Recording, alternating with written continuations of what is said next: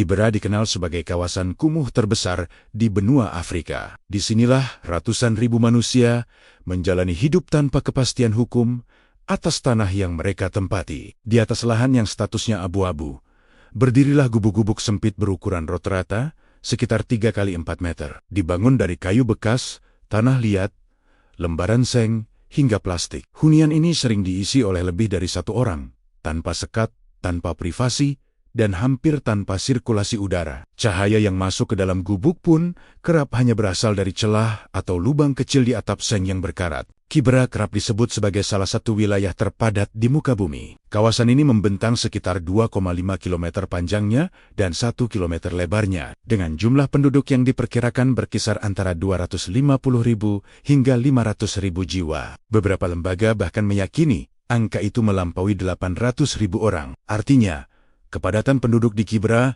bisa mencapai lebih dari 2.000 jiwa per hektare, sebuah angka yang hampir mustahil dibayangkan. Ruang hidup di sini seolah diperas hingga batasnya, di mana setiap jengkal tanah diperebutkan dan setiap sisi kehidupan dibentuk oleh keterbatasan fasilitas yang berlangsung terus-menerus. Ironisnya, secara geografis, Kibera hanya berjarak sekitar 5 km dari pusat kota Nairobi. Dalam waktu kurang dari 15 menit, seseorang bisa berpindah dari gedung perkantoran modern dan pusat perbelanjaan mewah ke lorong-lorong sempit yang dipenuhi gubuk reyot dan tumpukan sampah berbau busuk. Namun, secara sosial, jarak itu terasa seperti jurang yang tak memiliki jembatan. Kibera seakan hidup di dunia lain, terpisah dari peta pembangunan dan luput dari perhatian kebijakan negara. Penduduk Kibera tidak tinggal di sana secara cuma-cuma. Di ruang yang nyaris kosong, dengan perabot seadanya, biasanya hanya satu tempat tidur, beberapa bangku,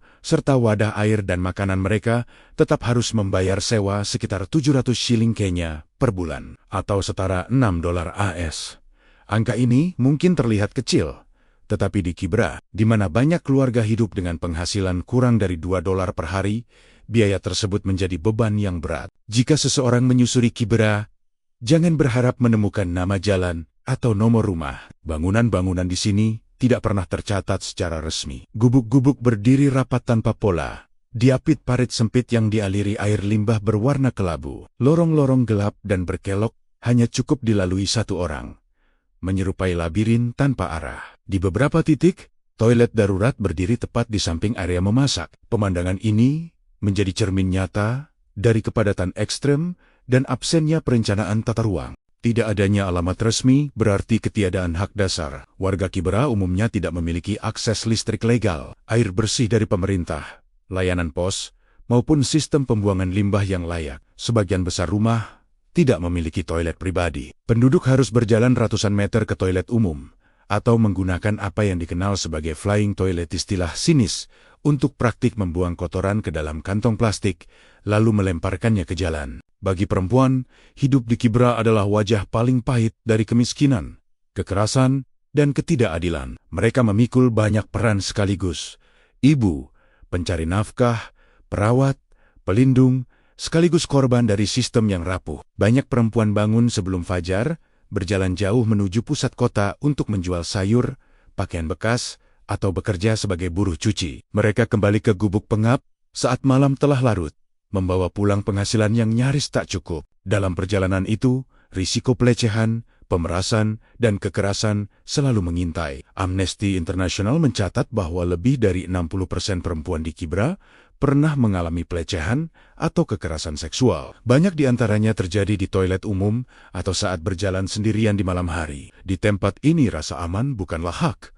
melainkan kemewahan yang jarang dimiliki. Toilet umum yang seharusnya menjadi fasilitas dasar justru menjadi lokasi paling berbahaya bagi perempuan. Karena jaraknya jauh dan minim pengamanan, banyak perempuan memilih menahan buang air sepanjang malam hingga mengalami gangguan kesehatan serius, hidup dalam ketakutan yang sunyi dan penderitaan yang tak terlihat. Anak-anak Kibera mengenal kerasnya kenyataan jauh lebih cepat dibandingkan anak-anak di tempat lain. Kemiskinan menjadi bagian dari rutinitas harian mereka. Banyak yang kehilangan masa kanak-kanak karena harus bekerja menggasuh adik atau mengais sisa dari tempat sampah. Meski demikian, di tengah keterbatasan, semangat belajar tetap ada. Di lorong-lorong sempit, di antara suara radio tua dan nyanyian anak-anak, berdirilah Sekolah-sekolah informal. Sekolah-sekolah ini sering dibangun di bekas tempat pembuangan sampah, dari papan, seng, atau lumpur. Murid-murid duduk di tanah yang becek, menulis di atas pangkuan, dikelilingi bau menyengat, kursi-kursinya rapuh, papan tulisnya retak, dan para gurunya bekerja tanpa gaji tetap. Anak-anak di sini mungkin tak mengenal perpustakaan, tetapi mereka tetap menuliskan mimpi-mimpi kecil mereka di buku yang telah usang. Kekurangan buku, ruang kelas, bahkan kehadiran murid adalah hal biasa, karena banyak anak harus memilih antara membantu orang tua mencari nafkah atau bersekolah. Menjelang pemilu, Kibra sering berubah menjadi panggung yang menggoda. Janji-janji tentang air bersih, listrik, rumah murah, dan pendidikan ditebar dengan mudah. Namun setelah pemilu berlalu, yang tersisa hanyalah baliho lusuh dan jalan-jalan yang kembali tergenang air limbah. Kibra kembali menjadi ladang suara, bukan ladang kepedulian jangka panjang. Dalam ironi yang menyakitkan, kemiskinan Kibra juga kerap dijadikan komoditas. Foto-foto anak berlumpur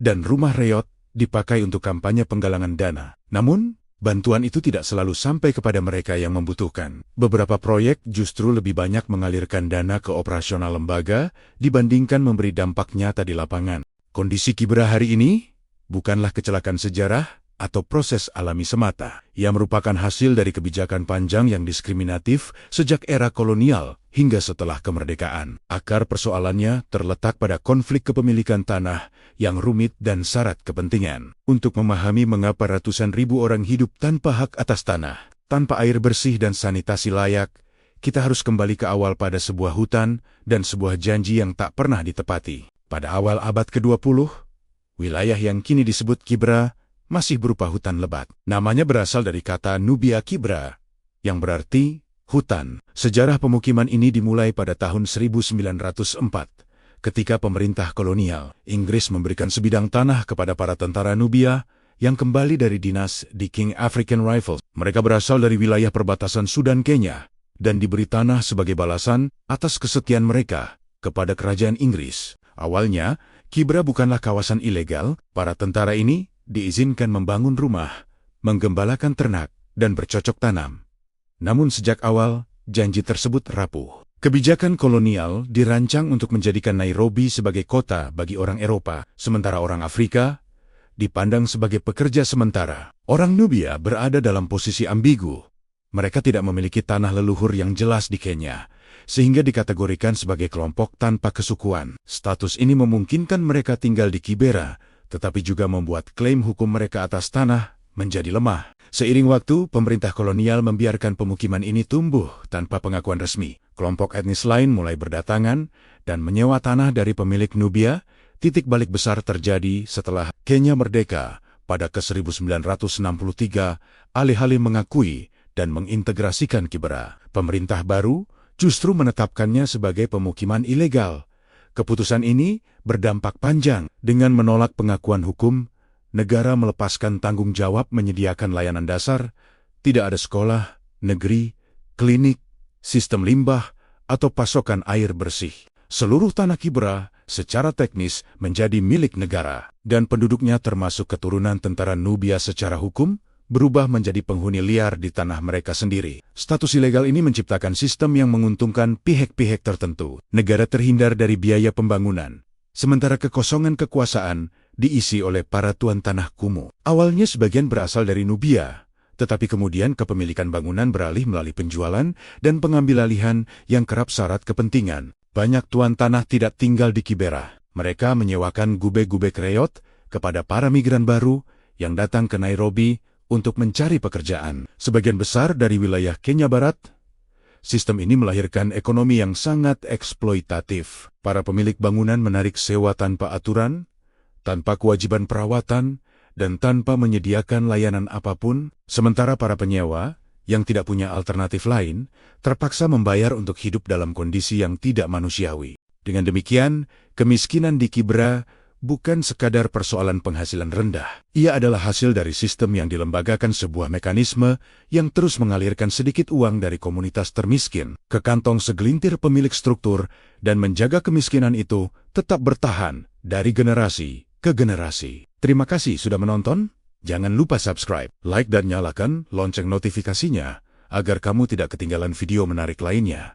Sampai jumpa.